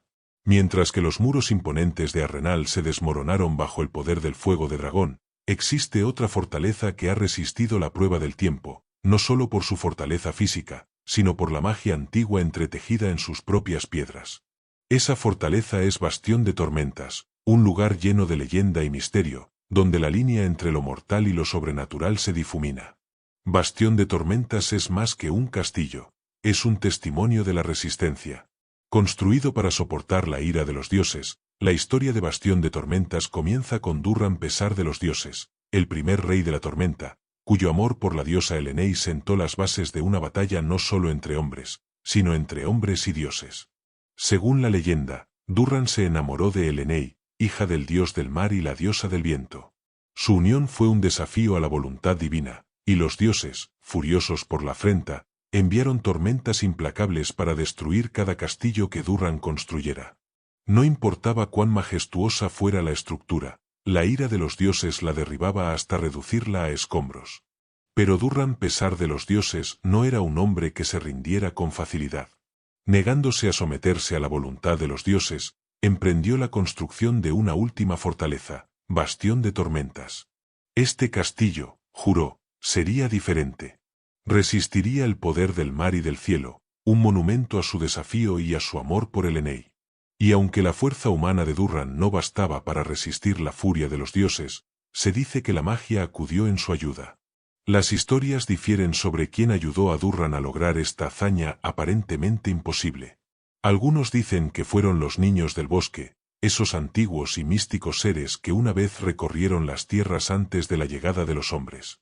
Otros creen que fue Bran el constructor, el mismo personaje legendario que, según se dice, construyó el muro, quien prestó su conocimiento y habilidad a Durran. Independientemente de quien lo ayudó, el resultado fue innegable, Bastión de Tormentas, una fortaleza cuyos muros no pueden ser quebrantados, sin importar cuán feroz sea la tormenta. La magia que protege Bastión de Tormentas es tan parte de su legado como sus murallas imponentes. Se dice que las mismas piedras del castillo están imbuidas con encantamientos lo suficientemente poderosos como para mantener alejados no solo la furia de los dioses, sino también cualquier forma de ataque sobrenatural. Esta protección ha desempeñado un papel crucial a lo largo de la historia, especialmente durante la rebelión de Robert. Stannis Baratheon, el hermano menor de Robert, resistió en Bastión de Tormentas durante un asedio prolongado por parte de las fuerzas Tyrell, hambriento y aislado de suministros. Los defensores del castillo deberían haberse rendido, pero la fortaleza en sí permaneció intacta. Ni siquiera el poder del dominio, con sus vastos ejércitos, pudo romper los muros de Bastión de Tormentas. Solo después de que Davos Seabort, el caballero de la cebolla, introdujera alimentos de contrabando, Stannis y sus hombres pudieron sobrevivir. La magia que protegía al castillo de las tormentas parecía también protegerlo del peso aplastante de la guerra de asedio. Pero el ejemplo más impactante de las defensas mágicas de Bastión de Tormentas se dio durante la Guerra de los Cinco Reyes, cuando la sacerdotisa roja Melisandre intentó usar su magia de sangre para influir en el curso de la guerra. Melisandre, una devota seguidora del Señor de la Luz, intentó ingresar a Bastión de Tormentas para asesinar a Renly Baratheon, el hermano menor de Stannis y un rival al trono. A pesar de sus considerables habilidades mágicas, Melisandre no pudo entrar al castillo por sí misma, ya que la magia que protegía sus muros la mantenía alejada. Solo a través de una oscura hechicería, dando a luz a un asesino sombrío, pudo evadir las defensas del castillo. La sombra, una criatura de oscuridad y magia, atravesó las barreras mágicas y mató a Renly. Pero el hecho de que la propia Melisandre no pudiera ingresar es prueba del antiguo y formidable poder incrustado en la fortaleza. Esta interacción entre lo físico y lo sobrenatural hace que Bastión de Tormentas sea único entre los grandes castillos de Westeros. Mientras otras fortalezas dependen únicamente de sus muros y fortificaciones, Bastión de Tormentas está protegido por fuerzas que no pueden verse, pero que se sienten profundamente.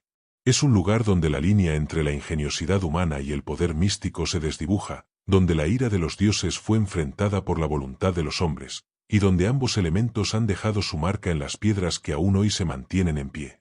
El legado de Bastión de Tormentas es más que su arquitectura, es un símbolo de desafío. El desafío de Durran pesar de los dioses contra los dioses, y el desafío de la familia Baratheon contra las fuerzas que intentaron derribarlos. Los Baratheon, que han gobernado desde Bastión de Tormentas durante siglos, llevan consigo el peso de esta historia. Para Stannis, la fortaleza no era solo un hogar, sino un recordatorio de la fuerza y resistencia de su familia. Y aunque el castillo se mantiene como un testigo silencioso de la historia, su magia sigue influyendo en el destino de aquellos que buscan controlarlo. Bastión de Tormentas nunca ha caído, ni por tormenta, ni por asedio, ni por hechicería. Sus muros, tanto reales como mágicos, permanecen intactos, un testamento de la fuerza perdurable de un castillo que fue construido para desafiar incluso a los mismos dioses. A medida que Westeros sigue cambiando y emergen nuevas amenazas, la pregunta sigue siendo, ¿permanecerá Bastión de Tormentas en pie, con su magia manteniendo a raya la oscuridad, o enfrentará algún día una fuerza demasiado poderosa incluso para sus antiguas defensas? Westeros está lleno de relatos sobre gobernantes poderosos, historias de amor trágicas y traiciones indescriptibles, pero pocas leyendas proyectan una sombra tan oscura y misteriosa como la del Rey de la Noche. Su historia, envuelta en antiguas leyendas, es uno de los relatos más escalofriantes transmitidos a través de los siglos.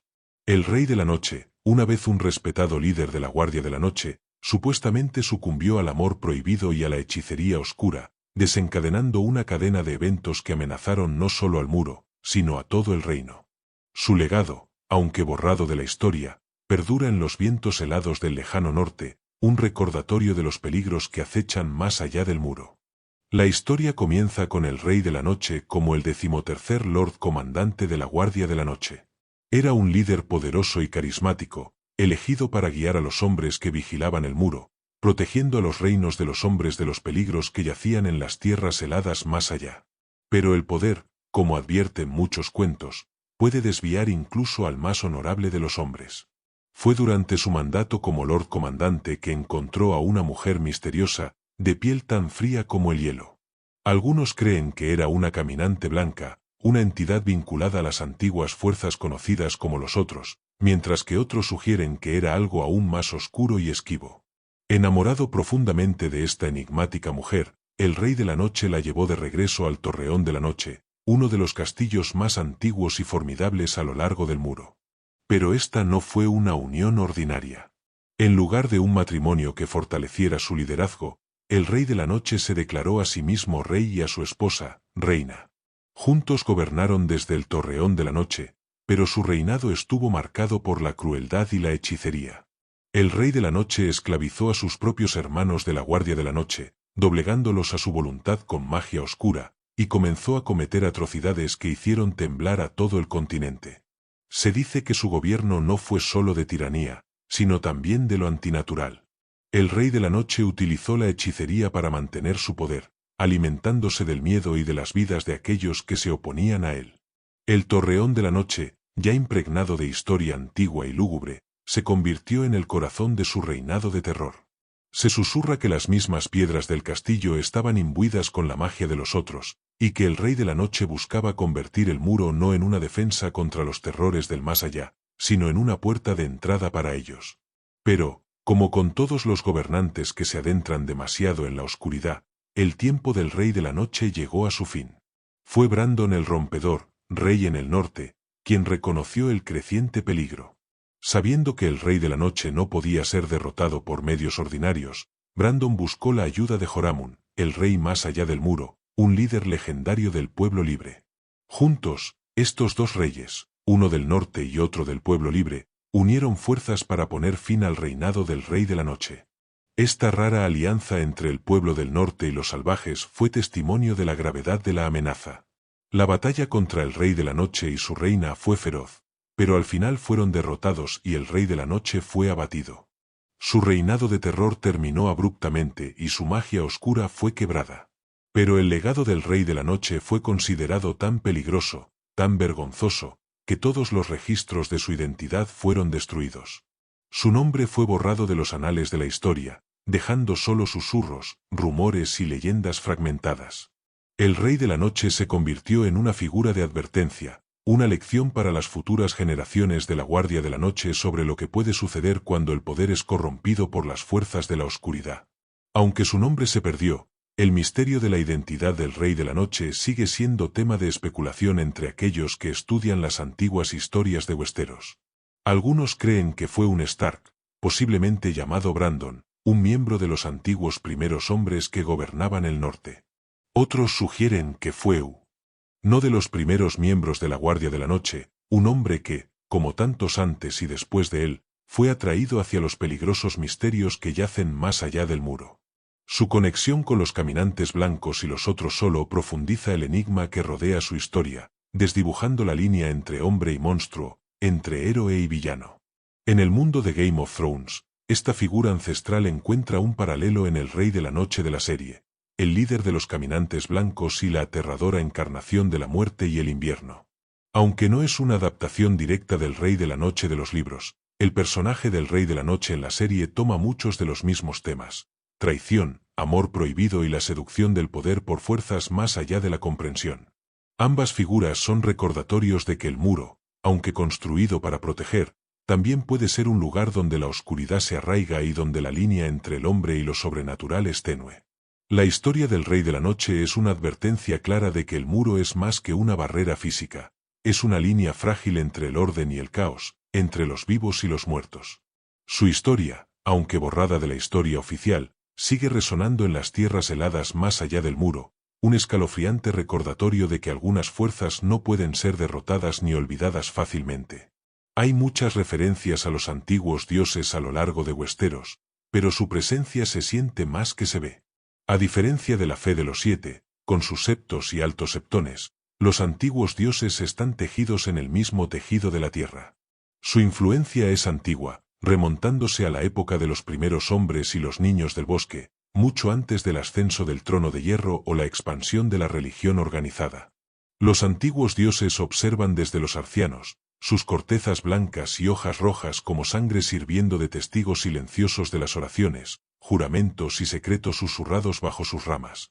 Los antiguos dioses eran las deidades de los primeros hombres, el pueblo que cruzó a Westeros desde Essos hace miles de años. Cuando llegaron por primera vez, los primeros hombres chocaron con los niños del bosque, talando sus sagrados árboles de arciano en una batalla por el control de la tierra. Pero los primeros hombres pronto se dieron cuenta de que había un poder más profundo en estos bosques, una conexión ancestral con los antiguos dioses cuya presencia no podía ser negada. Tras años de derramamiento de sangre, las dos razas forjaron el pacto, poniendo fin a su guerra y uniéndose en la adoración de los antiguos dioses. Desde ese momento, los primeros hombres integraron a los antiguos dioses en sus propias creencias, y sus descendientes, especialmente en el norte, continúan honrándolos hasta el día de hoy. Los árboles arcianos, con sus rostros tallados y savia roja, están en el corazón de esta antigua religión. Estos árboles son más que simples símbolos. Se cree que son los ojos a través de los cuales los antiguos dioses observan el mundo. En el norte, los bosques de los dioses, arboledas sagradas donde crecen los arcianos, son lugares de reflexión silenciosa y oración. Es aquí, en la quietud de los bosques de los dioses, donde los fieles acuden en busca de guía de los antiguos dioses, escuchando su voz en el susurro de las hojas de los arcianos. Estos árboles han permanecido en pie durante miles de años, y a través de ellos los antiguos dioses siguen siempre vigilantes. La conexión entre los antiguos dioses y sus seguidores va más allá de la simple adoración. Ciertos individuos, conocidos como videntes verdes, se dice que poseen la habilidad de ver a través de los ojos de los arcianos, recibiendo visiones del pasado, el presente y el futuro. Bran Stark, cuya travesía como vidente verde es una de las más importantes en Game of Thrones, accede a este poder ancestral, aprendiendo a controlar sus visiones y a comunicarse con los antiguos dioses de formas que la mayoría solo puede soñar. Los videntes verdes como Bran actúan como enlaces vivos con el poder místico de los antiguos dioses, extrayendo conocimiento almacenado dentro de los arcianos. Además de los videntes verdes, existen los cambiapieles, personas con la habilidad de entrar en la mente de los animales y controlarlos. Se cree que este poder también está conectado con los antiguos dioses, un reflejo del vínculo profundo entre la naturaleza y la magia que define su culto. Cambiapieles como el lobo huargo de Jon Snow, Ghost, y la conexión de Bran con Verano demuestran cómo la influencia de los antiguos dioses se extiende más allá de la humanidad, hasta las propias criaturas que habitan Westeros. La religión de los antiguos dioses contrasta fuertemente con la más organizada y jerárquica fe de los siete. Mientras que la fe de los siete cuenta con septos, septones y una estructura formal, el culto a los antiguos dioses es descentralizado y personal. No existen sacerdotes ni ceremonias, tampoco textos sagrados o una doctrina oficial. En cambio, los fieles se conectan directamente con los antiguos dioses, a menudo en oración solitaria, pidiendo su guía y protección. Esta forma de adoración silenciosa e íntima ha perdurado en el norte, donde familias como los Stark aún juran por los antiguos dioses. Su fe está entrelazada con la cultura norteña, transmitida de generación en generación. Para el pueblo libre, o salvajes, que vive más allá del muro, los antiguos dioses representan algo aún más primitivo. Ellos viven más cerca de la naturaleza que la gente del sur, y su adoración refleja esa cercanía. Creen que los dioses habitan no solo en los arcianos, sino también en el agua, el cielo y la misma tierra bajo sus pies. Su fe es una cuestión de supervivencia, enraizada en las tierras salvajes e indomables que llaman hogar. Esta conexión con los antiguos dioses los vincula con la antigua magia de Westeros, un poder que nunca ha desaparecido del todo. El simbolismo de los antiguos dioses a lo largo de la historia es poderoso. Representan la magia profunda y ancestral de Westeros, una conexión con el mundo natural que contrasta marcadamente con las intrigas políticas del Trono de Hierro. Los antiguos dioses nos recuerdan que, aunque reyes y reinas asciendan y caigan, los ciclos de la naturaleza, la vida y la muerte, continúan, inalterables ante la ambición humana. Su influencia es sutil, pero se siente en momentos de gran significado, ya sea el viaje de Bran como vidente verde, la conexión de Jon Snow con Ghost, o las oraciones silenciosas ofrecidas en el bosque de dioses de Invernalia. Incluso en un mundo dominado por la política, la guerra y la conquista, los antiguos dioses perduran. Son la fuerza silenciosa detrás de los arcianos, los observadores invisibles de Westeros. Su magia, aunque ancestral, todavía pulsa bajo la superficie de la tierra, esperando el momento adecuado para resurgir. En un mundo donde tanto es incierto, los antiguos dioses permanecen como un recordatorio constante del poder que yace en las raíces del mundo y de los misterios que aún no se han descubierto del todo. No todas las leyendas de la Guardia de la Noche hablan de valor y heroísmo. Algunas son mucho más oscuras y sirven como advertencias sobre el costo de romper los sagrados votos jurados en el muro. Una de las historias más escalofriantes de la larga historia de la Guardia de la Noche es la de los 79 centinelas, un sombrío recordatorio del precio de la deserción. Su historia no es solo de castigo, sino de deber, honor y las implacables consecuencias de fallar en el cumplimiento de los votos que atan a los hombres de la Guardia de la Noche de por vida. La historia comienza con el crimen de deserción, uno de los actos más imperdonables que puede cometer un hermano de la Guardia de la Noche. Los 79 centinelas eran miembros de la Guardia que, por razones perdidas en la historia, abandonaron sus puestos y huyeron del muro. Desesperados y en busca de refugio, estos hombres recurrieron a Lord Rell, uno de sus parientes, esperando que los lazos familiares los protegieran de la dura justicia de la Guardia de la Noche. Pero subestimaron el peso de los juramentos que los ataba y el sentido inquebrantable del honor que gobernaba sus destinos. Lord Rell, dividido entre su lealtad a la familia y su deber con el reino, enfrentó una decisión imposible. Aunque uno de los desertores era su propio hijo, Rell sabía que dar cobijo a traidores de la Guardia traería deshonra a su nombre y pondría en peligro la seguridad del reino. En un acto de sacrificio supremo, eligió el honor por encima de la sangre, enviando a los 79 hombres, incluido su propio hijo, de regreso al muro para enfrentar la justicia de la Guardia de la Noche. Esta decisión, aunque desgarradora, es uno de los muchos ejemplos en la historia de Westeros donde las exigencias del honor superan los lazos de la familia. Al regresar al muro, todos los desertores fueron presentados ante el Lord Comandante de la Guardia de la Noche. En aquella época antigua, las leyes de la Guardia eran tan implacables como los vientos fríos que azotaban el muro. La deserción se castigaba con la muerte, y el Lord Comandante no tenía otra opción que aplicar esta sombría ley. Pero en lugar de una ejecución rápida, el Lord Comandante ideó un castigo que sirviera como recordatorio eterno para todos aquellos que pensaran en traicionar a sus hermanos. Los 79 centinelas no fueron simplemente ejecutados, fueron sellados en el hielo del muro, sus cuerpos mirando hacia el norte, hacia el yermo helado que una vez juraron defender. En vida, le dieron la espalda a su deber, abandonando el puesto que habían prometido sostener. En la muerte, su guardia continuaría, una vigilia eterna atrapados en el hielo. El decreto del Lord Comandante resonó a lo largo de las eras, abandonaron sus puestos en vida, así que en la muerte, su guardia continúa para siempre. Para los hombres de la Guardia de la Noche, este castigo fue más que una simple ejecución, fue una advertencia. Tomar el negro significaba jurar un voto de por vida, atarse a un deber que no podía romperse. El muro era lo único que se interponía entre el reino de los hombres y los peligros del lejano norte, y los hombres de la Guardia no podían permitirse debilidad, deslealtad ni temor. Los 79 centinelas, congelados en el muro, se convirtieron en un recordatorio viviente de lo que les ocurre a quienes flaquean. Esta historia espeluznante fue contada por un Stark durante su travesía más allá del muro. Mientras Bran y sus compañeros cruzaban el desierto helado, compartió la historia de los 79 centinelas con Jochen Reed.